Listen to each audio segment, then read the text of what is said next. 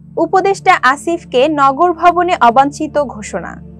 উচ্চ আদালতের রায় ও নির্বাচন কমিশনের প্রজ্ঞাপন অনুযায়ী ঢাকা দক্ষিণ সিটি কর্পোরেশনে ডিএসসি মেয়রের দায়িত্ব ইশরাক হোসেনকে বুঝিয়ে দেওয়ার দাবি জানিয়েছেন তার সমর্থকেরা। তৃতীয় দিনের মতো অবস্থান কর্মসূচিতে ইশরাক হোসেনকে ঢাকা দক্ষিণ সিটি কর্পোরেশনের ডিএসসি মেয়র পদে না বসানোয় স্থানীয় সরকার মন্ত্রণালয়ের উপদেষ্টা আসিফ মাহমুদ সজীব ভুঁইয়া ও তার সচিব রেজাউল মাকসুদ জাহিদকে নগর ভবনে অবাঞ্ছিত ঘোষণা করা হয়েছে। শনিবার 17 মে ঢাকা দক্ষিণ সিটির নগর ভবনের এই ঘোষণা দেন ইশরাক সমর্থকেরা।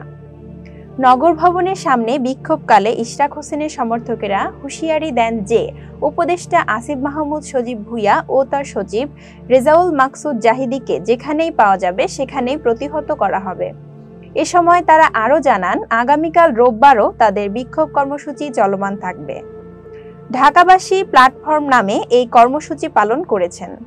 এই প্ল্যাটফর্মের নেতৃত্বে দিচ্ছেন সাবেক সিনিয়র সচিব মশিউর রহমান। সাংবাদিকদের মশিউর রহমান বলেন, দাবি আদায়ে আগামীকাল রোববার বিক্ষোভ কর্মসূচি পালন করবেন ঢাকাবাসী। এছাড়া স্থানীয় সরকার, পল্লী উন্নয়ন ও সমবায় এবং যুব ও ক্রীড়া মন্ত্রণালয়ের উপদেষ্টা আসিফ মাহমুদ সজীব ভুঁইয়া ও তার সচিব রেজাউল মাকসুদ জাহিদকে নগর ভবনে অবাঞ্ছিত ঘোষণা করা হয়েছে। পাশাপাশি তাদের যেখানে পাওয়া যাবে সেখানে প্রতিহত করা হবে বলে হুঁশিয়ারি দেন তিনি।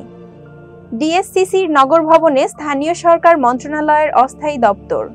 এখানেই দাপ্তরিক কাজ করেন উপদেষ্টা আসিফ মাহমুদ সজীব ভুঁইয়া। তবে ইশরাক অনুসারীদের টানা বিক্ষোভ ও অবস্থান কর্মসূচির কারণে নগর ভবনে যাননি আসিফ। উল্লেখ্য, 2020 সালের 1 ফেব্রুয়ারি ঢাকা দক্ষিণ সিটি কর্পোরেশনের নির্বাচন হয়। নির্বাচনে আওয়ামী লীগের প্রার্থী শেখ ফজলে নূর তাপসকে বিজয়ী হিসাবে মেয়র ঘোষণা করা হয়।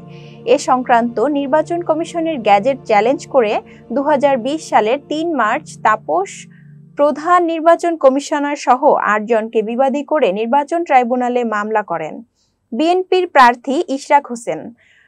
ওই নির্বাচনের ফলাফল বাতিল করে ইশরাককে মেয়র ঘোষণা করে গত 27 মার্চ রায় দেন ঢাকার প্রথম যুগ্ম জেলা জজ ও নির্বাচনী ট্রাইব্যুনাল। এতক্ষণ বার্তা বৈঠকের সাথে থাকার জন্য ধন্যবাদ। বার্তা বৈঠকের নতুন নতুন তথ্য ও সংবাদ পেতে আমাদের ইউটিউব চ্যানেল ও ফেসবুক পেজের সাথেই থাকুন।